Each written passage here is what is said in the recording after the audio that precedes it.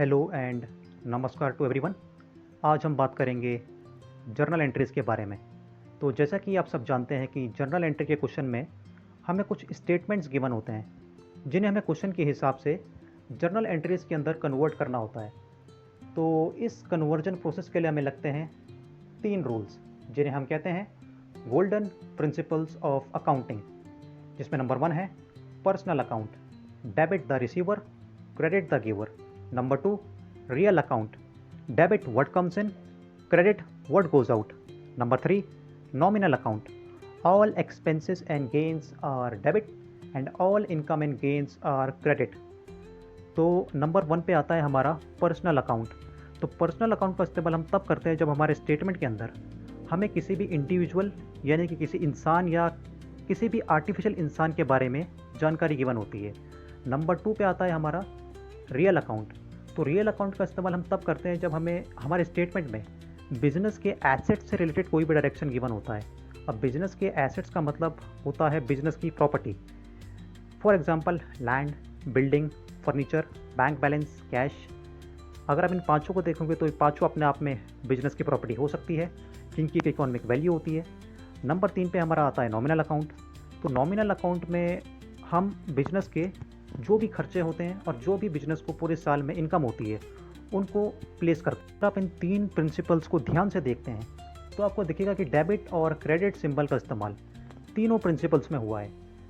तो basically journal entry करने के लिए सबसे पहले आपको यही आइडेंटिफाई करना आना चाहिए कि एक स्टेटमेंट के अंदर हम कैसे किसी भी आइटम को डेबिट मानेंगे और कैसे किसी भी आइटम को क्रेडिट मानेंगे। तो चलिए अब 1 बाय 1 अलग अलग एग्जांपल्स की हेल्प से हम सीखेंगे कि कैसे एक स्टेटमेंट के अंदर हम डेबिट और क्रेडिट की आइटम को आइडेंटिफाई करते हैं।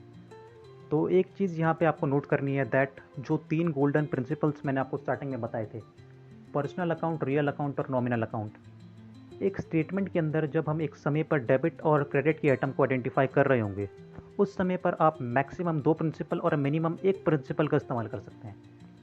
तो चलिए आ चुका है हमारे सामने पहला example, purchase furniture for cash.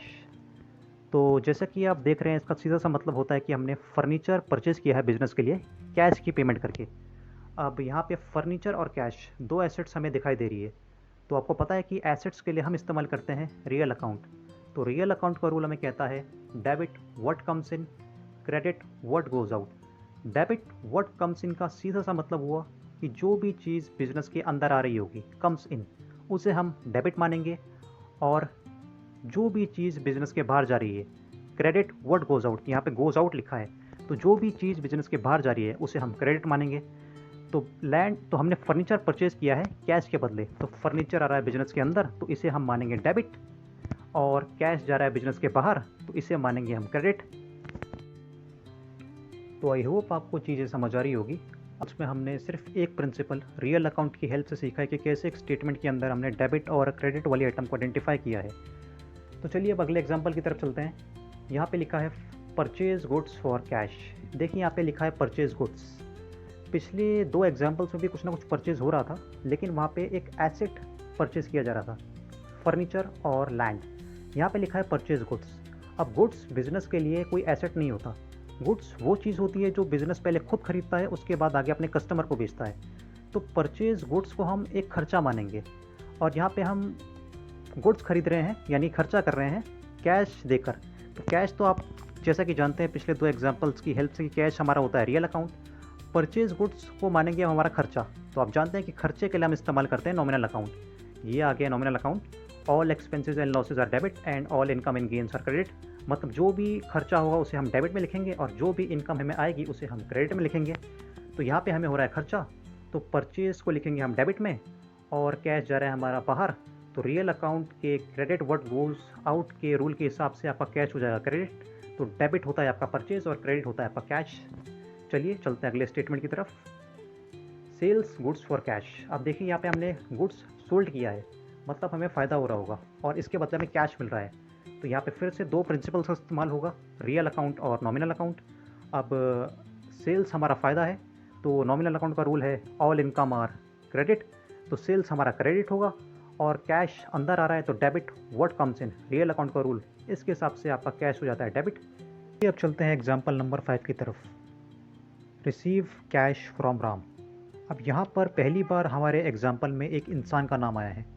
तो जैसे कि मैंने आपको पहले बताया था कि जब कभी भी हमारे स्टेटमेंट में हमें किसी इंसान का नाम मिलता है या किसी इंडिविजुअल का नाम मिलता है, तब हम इस्तेमाल करते हैं पर्सनल अकाउंट का। अब कैश रिसीव फ्रॉम राम का मतलब है कि हमें राम से कैश मिला है।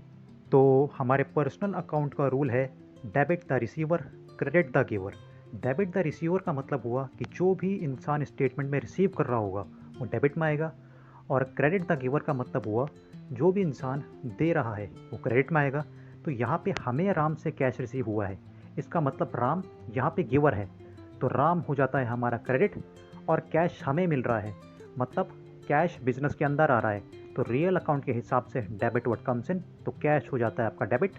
तो आई होप आज के इस वीडियो से आप गोल्डन प्रिंसिपल्स और डेबिट और क्रेडिट का कॉन्सेप्ट सीख पाए होंगे। अगर एक बार ये कॉन्सेप्ट आपका क्लियर हो जाता है, उसके बाद जर्नल एंट्री आपके लिए केक वॉक होगा।